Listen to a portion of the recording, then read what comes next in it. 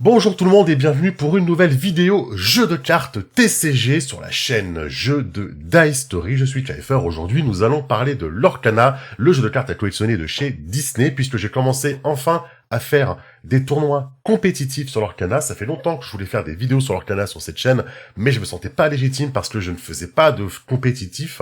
Mais je m'y suis mis, j'ai pu faire deuxième à un set championship à Mulhouse, donc le tournoi Ursula comme on l'appelle. Petit disclaimer pour commencer, cette vidéo va s'adresser à des gens qui connaissent déjà Lorcana puisque c'est un deck compétitif pour des tournois compétitifs.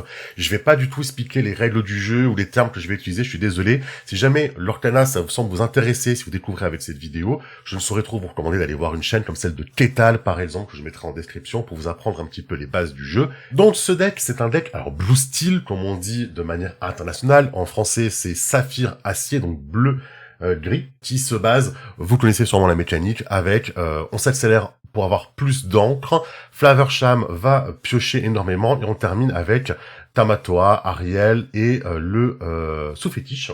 Je vais vous expliquer tout ça de toute façon au fur et à mesure, on parlera des cartes que j'ai choisies. 4 fois Monsieur Mouche, c'est assez commun, là tu joues 3, là tu joues 4. Je suis parti sur 4 Monsieur Mouche de mon côté, pourquoi ? Parce que j'ai besoin de tour 2, puisque je joue Mickey et pas je vole pour m'accélérer en encre, en mana, j'en parlerai juste après. Donc il me faut quand même des cartes à 2 pour pouvoir remplir mon tour 2 si j'ai pas une petite carte à 1 comme la glace solo ou la sphère d'endurance à poser. Également, Monsieur Mouche, comme il a 3 de force, il se confronte très bien, on va dire, à une carte comme le Flynn Rider rouge, qui dit que si jamais l'adversaire a une force supérieure à la nôtre au début du tour, il gagne 3 de l'or. Donc, avec 3 de force, souvent, on va au moins être dans la compétition avec le joueur rouge qui va jouer Flynn. Donc voilà, très bonne carte. Et puis en plus, il fait de l'or, donc ça permet au début de mettre un petit peu de pression. Et ça reste une bonne carte qu'on va top deck, si jamais c'est là. Vous n'avez plus de carte en main, vous piochez une carte, c'est Monsieur Mouche. De l'or, c'est quand même pas mal à poser avec le sous-fétiche qui va copier son nombre de l'or automatiquement. Donc Monsieur Mouche, bonne carte, pas déçu du tout avant le tournoi de Monsieur Mouche. Ensuite, 4 Mickey. Mickey, quand il arrive, vous prenez la première carte de votre deck face cachée, vous regardez pas ce que c'est, et vous la mettez en encre épuisée. Donc ça vous accélère en encre. Ce qui fait que quand vous posez Mickey au tour 3, vous vous retrouverez au tour 4 avec déjà 4 d'encre. Donc vous aurez potentiellement, quand vous posez votre carte en encre, 5 d'encre au tour 4, donc un petit encre d'avance, un petit tour d'avance par rapport à l'adversaire, c'est le principe. Vous connaissez le débat, c'est soit on joue Mickey Mouse qui coûte 3 non ancrable, soit on joue Je vole, la chanson Je vole, One Jump en anglais, qui coûte 2 et qui fait le même effet. La différence c'est quoi ? Mickey coûte 1 de plus, mais on pose un personnage. Je vole est une chanson qu'on peut chanter avec un personnage qui coûte 2, mais on ne pose pas de personnage, mais par contre elle arrive un tour plus tôt. Quel est mieux entre les deux ? Moi je suis plutôt de l'école à préférer One Jump, donc Je vole, c'est-à-dire la chanson. Mais je ne la joue pas dans ce deck-là. Pourquoi ? Parce qu'il y avait, et je le savais, énormément de joueurs gris-vert Betty Défausse et beaucoup de joueurs rouges qui allaient jouer les rois incontestés, là, les King Undisputed, qui allaient forcer à défausser une carte sur le terrain, donc un personnage. Le Mickey, il a le double avantage de ne pas être une chanson, donc de ne pas se faire enlever par la Ursula verte au tour 2, que jouent souvent les decks Betty. Et quand j'ai joué ce deck en compétitif quelques semaines avant, je me suis fait beaucoup enlever mes jeux vol par les Ursula qui arrivaient tour 2.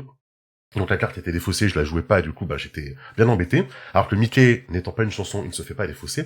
Et également, Mickey a l'avantage de poser une créature supplémentaire sur le terrain, et donc on est moins sujet à se faire défoncer par un joueur rouge qui va jouer le roi incontesté, qui nous oblige à défausser un personnage sur le terrain. Mickey nous permet de poser du coup un premier personnage sur le terrain, et ensuite de poser Flaversham ou Big Ben ou la bête, etc., et de pouvoir le dégager lui si jamais l'adversaire rouge joue à un kill indisputé. Donc dans la méta actuelle, où il y a beaucoup de joueurs Betty qui nous défaussent nos chansons, et beaucoup de joueurs rouges qui jouent Teen Undisputed, j'ai tendance à préférer Mickey, même si à un moment donné, les decks adverses deviennent un peu plus gentils, en début de game, j'aurais plutôt tendance à repartir sur Je vole plutôt que Mickey.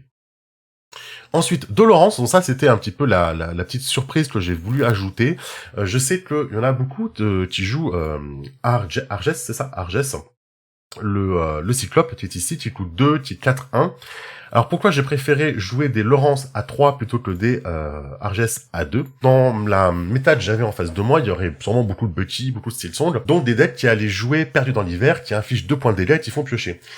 Et je voulais pas mettre une cible aussi facile que Argès, parce que Argès, il a un point de vie, ce qui fait que n'importe quoi le tue, en fait. Tous les joueurs Betty ou Steelsong qui vont jouer Perdu dans l'hiver au tour 2 ou au tour 3, bah, ils vont me la gérer juste avec un sort, piocher, donc c'est vraiment tout value pour eux. Donc j'ai pas voulu mettre Argès pour ça.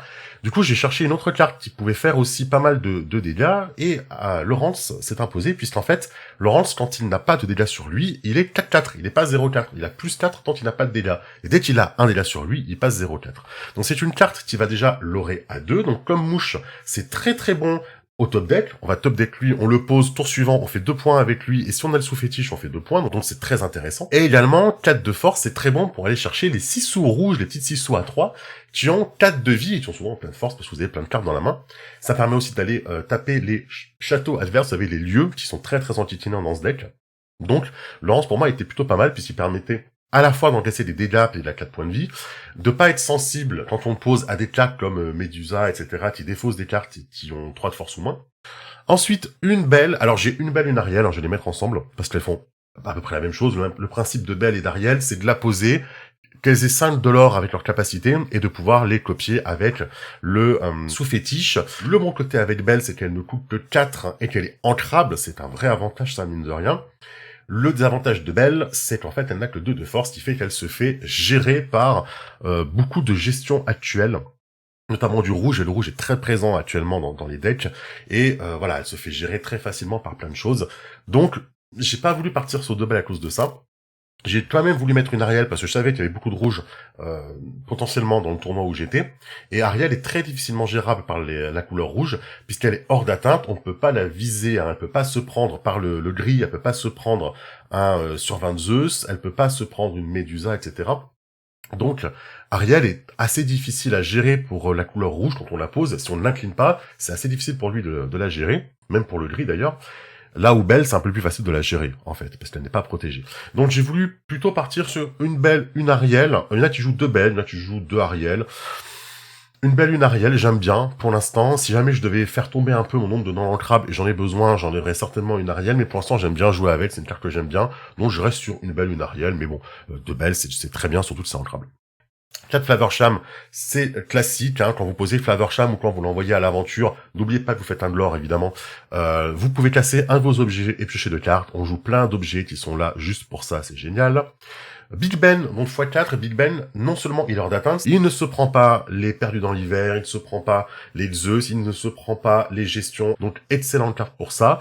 Il coûte 5, donc il peut chanter les chansons qui coûtent 5 comme Ce rêve bleu, parce que c'est un jeu qui joue avec Ce rêve bleu, c'est pas une no-will comme on l'appelle, c'est un jeu qui joue avec Ce rêve bleu, donc il peut chanter Ce rêve bleu, c'est excellent, de l'or, et en plus, il donne résiste 1 à tous les personnages, donc tous les personnages prennent 1 point de dégâts de moins de toutes les sources qui peut les viser, et c'est très fort, notamment quand on rencontre des decks gris en face de nous, le Steelsong, le Betty, qui joue vert gris, ben voilà, c'est quelque chose qui va beaucoup l'embêter, ce Big Ben, donc on n'incline pas, de toute façon on peut pas aller le chercher. Ensuite, 2 fois la bête qui coûte 5, qui casse les objets, pourquoi? Parce que je m'attendais à rencontrer beaucoup de decks qui jouaient la plume en forme d'arête, donc des rouges bleus qui jouent la plume en forme d'arête, d'autres decks bleu-gris comme le mien qui joue la plume en forme d'arête, qu'il faut casser très rapidement pour prendre l'avantage dans ces match-up là, et je m'attendais aussi à rencontrer peut-être des decks Steelsong, donc des decks chansons qui jouaient avec la flûte, et casser la flûte c'est très important pour les empêcher de gratter un petit peu de l'or tous les tours. Très sympa, 2 de l'or en plus, donc très bien avec le sous-fétiche quand on le pose,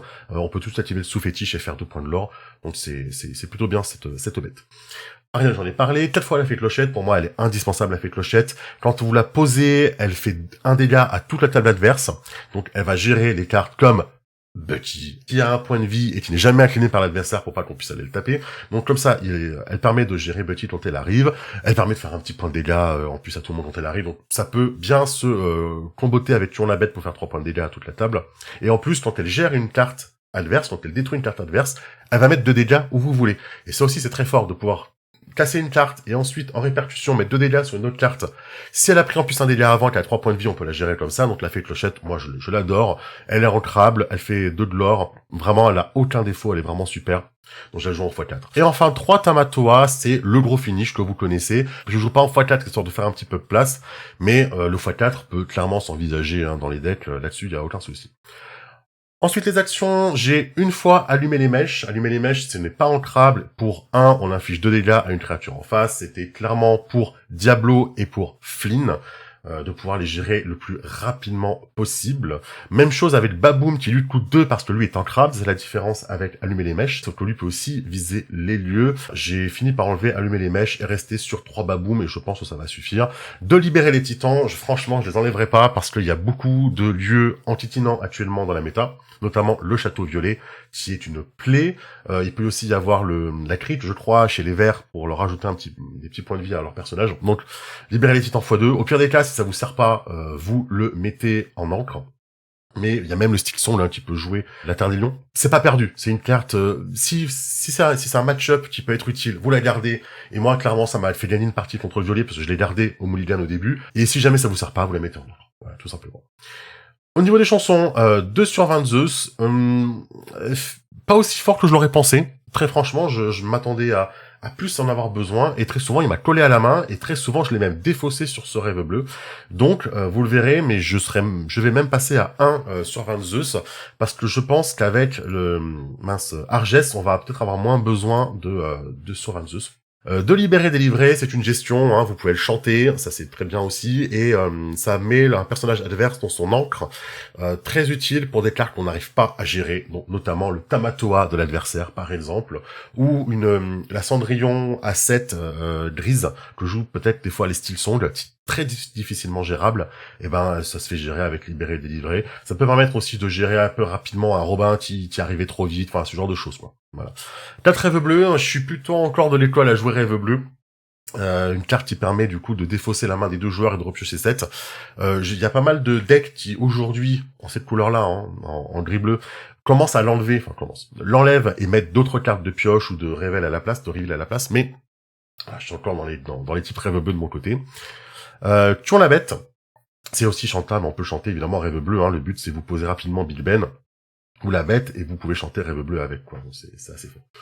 3 fois tuons la bête, c'est de la gestion indispensable je pense encore aujourd'hui. Il y a des decks qui peuvent avoir des démarrages canons, notamment le Dead Buddy, mais des fois même le rouge peut avoir des très très gros démarrages avec le Flynn et compagnie, donc tuons la bête pour moi ça reste indispensable.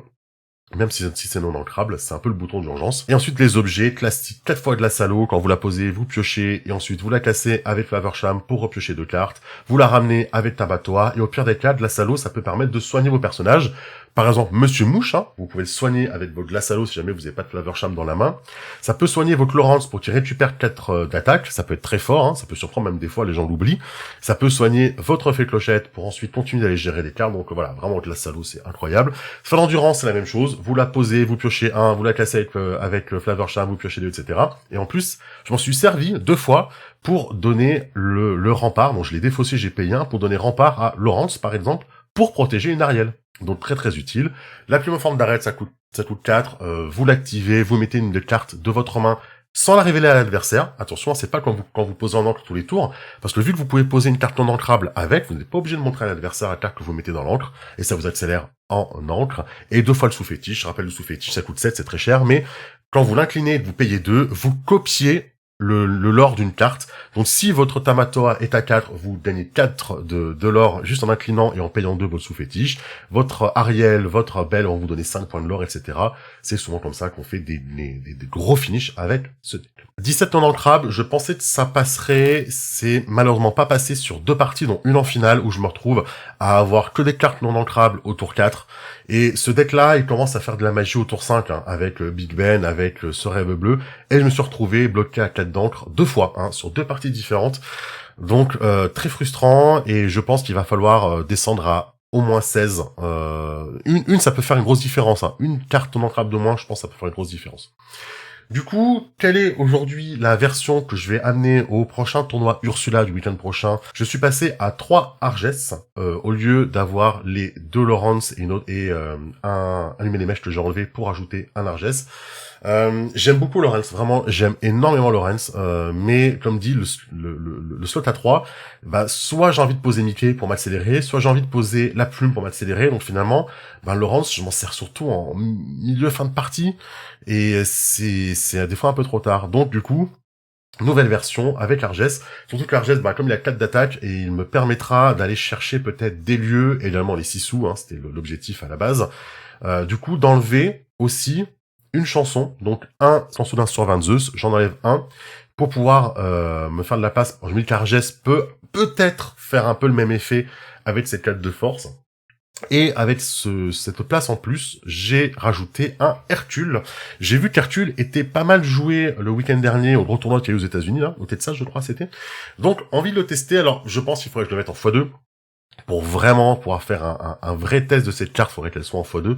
Donc peut-être que au prochain tournoi, j'enlèverai peut-être un mouche pour rentrer un Hercule en plus, à la limite, pour vraiment avoir l'occasion de le piocher, de le tester.